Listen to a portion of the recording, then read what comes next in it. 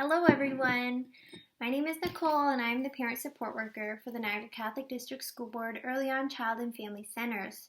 While I usually post my Facebook Live video after it's completed, we unfortunately ran into some network issues and technical difficulties yesterday and my video was not posted. It is important to me that those of you who cannot sit with me live at 9 a.m. still get the chance to watch my videos at a later time. For this reason, I am at home today re-recording our weekly coffee and conversation.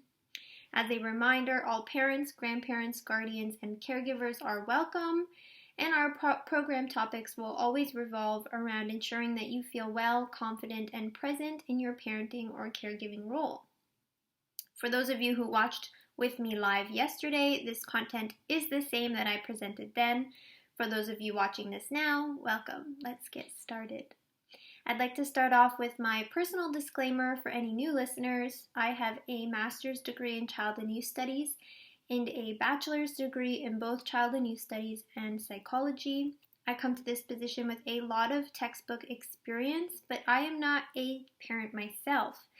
I may be here to share that professional knowledge and experience, but you are the expert on your children, and I seek out and value the knowledge and perspectives that you have. You are very important contributors with very unique knowledge, experiences, and strengths. For this reason, I want our weekly conversations to be collaborative and that I hope to have the opportunity to learn from you as well. So I welcome all comments, ideas, and suggestions for weeks to follow. In previous weeks, we have really focused on paying attention to ourselves, caring for ourselves, and practicing mindfulness, grounding, and self-care. This week, in addition to connections made with the self, we are going to talk about connections made with others. During a global pandemic, it can be difficult for us to find ourselves feeling involved with others. We've been limited to the amount of people we can see in close contact. We've had drastic changes to our working environments.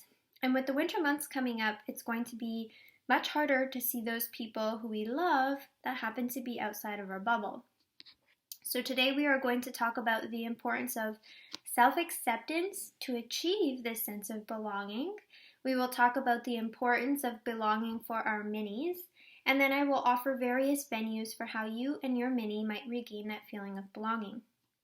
I'd like to begin with a quote by Brené Brown from her book called Daring Greatly: How the Courage to be Vulnerable Transforms the Way We Live, Love, Parent, and Lead. The quote is, "Belonging is the innate human desire to be part of something larger than us. Because this yearning is so primal, we often try to acquire it by fitting in and by seeking approval, which are not only hollow substitutes for belonging, but often barriers to it. Because true belonging only happens when we present our authentic, imperfect selves to the world, our sense of belonging can never be greater than our level of self-acceptance." Azriel Rochelle summarized this book in an article for UpliftConnect.com.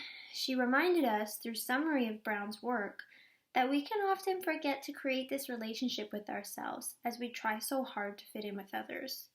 I'll quote one more time. "If we do not accept and love ourselves, if we don't belong to ourselves, how can we ever truly belong anywhere else?" Although COVID quarantine has had us physically separate and yearning for that sense of belonging, it has also created a perfect opportunity for us to learn how to belong to ourselves as well. A way that we might begin this journey is through positive affirmations. Think about some of the thoughts you've had about yourself recently. Are they positive, negative? Have you been hard on yourself lately? I know it's been really easy for me to tell myself that I should be more productive with all this extra time on my hands during COVID quarantine. It's much, much easier to be hard on myself for what I'm not doing than it is to celebrate the moments I've taken to just be calm and present during a very stressful time in life. These negative thoughts are the exact opposite of what I want to encourage you to practice today. So in an article for Positive Psychology, Catherine Moore outlines some of the research on positive affirmations. She wrote that positive affirmations are positive phrases or statements used to challenge negative or unhelpful thoughts. Sounds easy enough, right? She mentions that a foundation of self-affirmation theory emphasizes the importance of having flexibility in our self-identity to be capable of adapting to various situations. The second and third require that we allow our self-identity affirmations to not insinuate perfection and to be rooted as an affirmation that we deserve, not just an affirmation that we want. Therefore, during COVID, your self-identity might have altered as you put on many different hats for the new roles that you might be playing. For example, you might have on the caregiver hat, the teacher hat, the friend hat, the therapist hat, etc. Your positive affirmations should ensure that flexibility in your self-identity, and they should recognize that as your identity shifts, you do not need to be perfect in each and every single realm of yourself. And finally, they should be said because you deserve to be praised for the person that you're becoming. So some examples of positive affirmations that may be helpful during these difficult times include, one, this is just one moment in my life and it does not define who I am. Every experience I have is perfect for my growth. I am on a journey, ever growing and developing. Each day I am growing stronger. I have family who love me even if I don't see them every day. I am never alone, even when I feel alone.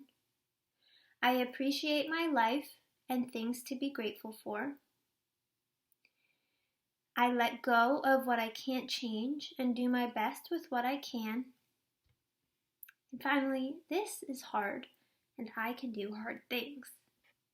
Once you feel safe, comfortable, and happy with yourself, you will be more able to offer yourself to others and connect with them, even if that's a virtual or physically distanced connection. I also want to connect this topic with our pedagogy for learning, which is called How Does Learning Happen? One of the foundations we have for learning is called the child's sense of belonging. This document states that a child's sense of belonging and feelings of security are strengthened when they have an opportunity to make and explore connections between home and early childhood programs. This is one of the reasons why we find it so important to provide you with these connections through our coffee and conversation. These little connections I've made between each topic and your child's development help create a paradigm in which your child can still experience this sense of belonging. For example, instead of working on yours and your child's sense of belonging here at the center, when I'm at the center, we provide you with the tools to first establish your own sense of belonging, and to second, explain to your child that these activities are being provided by the wonderful staff from the EarlyON Center that really miss them dearly. Providing you with this knowledge will encourage you to connect these activities with the center and remind your minis that we are all doing these things together, but at home. So our pedagogy further emphasizes the importance of cultivating authentic, caring relationships and connections that will create a sense of belonging among and between children, adults, and the world around them. We know through research that these positive relationships become the foundation of optimal learning, development, health, and well-being for our minis. We also know and have talked about already about how important it is for the adults in our children's lives to model and help children express their feelings, recognize others' feelings, and want to help others. These amazing developments are rooted in the connections that children are able to make. So, how do we ensure this sense of belonging when we are mandated to remain physically separate? The next purpose of my coffee and conversation will be to give tips and advice on how you and your mini together can feel connected to your outside world. Let's take a sip of our coffee. So I think the first step should be to talk with your mini about your own feelings of social isolation, sadness, frustration, whatever it is that you're feeling because of COVID quarantine. As I said earlier, I want to emphasize how important it is for you to model to your kids that you can express your feelings, you can recognize other feelings, and you want to help others. Not only will it help them to understand how to express their own emotions, but it will help them develop a sense of other people's perspectives as well. I want you to tell them that, you feel sad that you can't see your friends. And I want you to ask them how they feel that they cannot see their friends at the EarlyON Center. Help them recognize what it feels like to miss something, and remind them that the people who they are missing also miss them.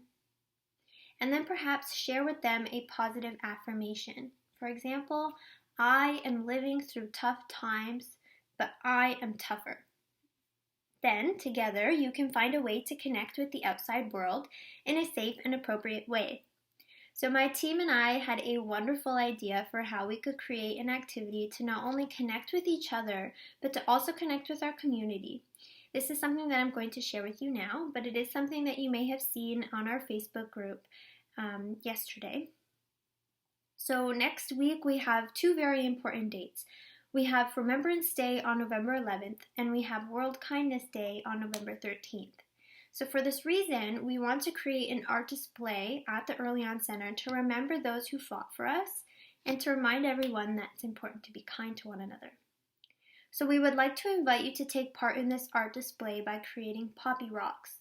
Because our pedagogy suggests that experiencing nature and interacting with the natural world will contribute to our children's mental, physical, emotional, spiritual health, and well-being, I invite you and your mini to explore a nearby park or trail, or even your own backyard, and find yourself a rock or something else that you might paint a poppy on to bring to our center. We have a lot of families with young children walking by our center before and after school. This art display will be a wonderful reminder to everyone that we are still here and we are staying connected. I would show you my rocks, but they are already in the garden. I placed them there yesterday. If you scroll down on our Facebook page, you will see a poster for the Poppy Rocks display, and you'll see a little picture of my rocks if you'd like to look at them. My two kindness words on my rocks were grateful and blessing. And this sort of connects to Remembrance Day in that it reminds our community to find blessings and feel gratitude for the small things when a lot in our life right now feels negative. So I will, obviously you'll see that the post is on Facebook already. We will repost it throughout the next 2 weeks. And you're also welcome on this video or on the post of our poster. You are welcome to put pictures up as well or comments so that we can see the rocks that you've created for our Poppy Rock Garden. And then in this way, it'll be easier to feel connected to each other through this project. And it's important to talk with your mini about this activity as well. Not only will it remind them of the importance of Remembrance Day, but it will also help explain to them that the other families that they used to play with at the EarlyON Center are taking part in this too. So in this way, we are staying connected and making our rock garden together. So we are going to keep the garden open for the next 2 weeks, 1 week prior to Remembrance Day and 1 week after Remembrance Day. So please don't forget if you'd like to be a part of this. I think it's going to be a really, really beautiful garden by the end of these 2 weeks. In addition, you would have seen yesterday today actually, Miss Diane posted a mindful mini activity called Kindness Rocks. So this is something that you can do with your minis as well, like I did, where you write a kind message or a kind word on the rock for others to see. You can either leave these outside your home for the people walking in your neighborhood, or you can bring them to our garden rock and put them alongside your Poppy Rock. So for those listeners who are not close to Niagara Falls or do not have the means to travel at this time, I have an amazing list of activities that you can do at home that will help you and your mini feel connected to the world around you. In connection with our weekly activity, you do have the opportunity to take part virtually and send your thanks and appreciation to our Canadian Armed Forces members through postcards or e-messages straight from your home. So I will post the link for this in the comments below. In addition, I will provide resources to include free arts, culture, and wellness resources like the Ripley's Aquarium Shark Camera. We have live readings from children's authors. There's mindfulness for kids, which is something that we've practiced in previous weeks. And you can even watch virtual roller coasters from Canada's Wonderland, which is a lot of fun. I will attach a link for some much needed volunteer opportunities. Like, for example, you can write letters to seniors in care facilities. And this is a great one to do with your mini because I really feel like they will appreciate the idea of being able to draw pictures for someone else's grandma and grandpa to absolutely make their day and make them feel loved. I will also attach some resources for virtual tours of many art museums, and I'll include a few links for Canadian virtual field trips to aid in your mini's cultural learning, or your own cultural learning as well. As always, let's work together and support each other. All comments and suggestions are welcome. Next week, we will talk about a parent's ability to communicate their emotions and feelings to support their child's ability to do the same. An update/reminder, our Mindful Mini activities, which was posted today, in our next week and weeks following that, the Mindful Mini will be posted on the same day as our coffee and conversation. So watch out for my ECE colleague Diane's posts for the Mindful Minis. I can't wait to see the awesome rocks that you add to our garden. I hope you enjoy the rest of your week, and I will talk to you soon. Bye!